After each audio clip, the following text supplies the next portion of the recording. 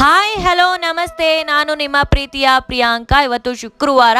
ಒಂದು ವಿಳೆದೆಲೆನ ತಗೊಳ್ಳಿ. ವಿಳೆದೆಲೆನ ತಗೊಂಡು ಅದಕ್ಕೆ 3 ಸಲ ಪುಷ್ಪದಿಂದ ನೀರನ್ನು ಚಿಮ್ಮಿಸ್ಕೊಂಡು ವಿಳೆದೆಲೆನ ಶುದ್ಧಿ ಮಾಡ್ಕೊಳ್ಳಿ. ಶುದ್ಧಿ ಮಾಡ್ಕೊಂಡಾದ್ಮೇಲೆ ನಿಮಗೆ ಆ ವಿಳೆದೆಲೆ ಮೇಲೆ ಕೈ ಇಟ್ಕೊಂಡು ನಿಮ್ಗೇನು ಬೇಕೋ ಅದನ್ನು ಕೇಳ್ಕೊಳ್ಳಿ. ಕೇಳ್ಕೊಂಡಾದ್ಮೇಲೆ ಒಂದು ಚೂರು ಅರಿಶಿನ ಮತ್ತು ಕುಂಕುಮವನ್ನು ಅದಕ್ಕೆ ಹಚ್ಚಾದ್ಮೇಲೆ ಒಂದು ನಿಂಬೆಹಣ್ಣನ್ನ ತಗೊಳ್ಳಿ. ನಿಂಬೆಹಣ್ಣನ್ನ ತಗೊಂಡು ಆ ನಿಂಬೆಹಣ್ಣನ್ನ ಶುದ್ಧಿ ಮಾಡ್ಕೊಳ್ಳಿ. ಶುದ್ಧಿ ಮಾಡ್ಕೊಂಡಾದ್ಮೇಲೆ ಅದಕ್ಕೂ ಕೂಡ ಅರಿಶಿನ ಕುಂಕುಮವನ್ನು ಹಚ್ಚಿ. ಸ್ನೇಹಿತರ ಕೇಳಿ, ಇದನ್ನು ನೀವು 3 ವಾರ ಮಾಡೋದ್ರಿಂದ ನೀವು ಏನು ಕೇಳ್ಕೊತೀರೋ ಅದು ಆಗುತ್ತೆ.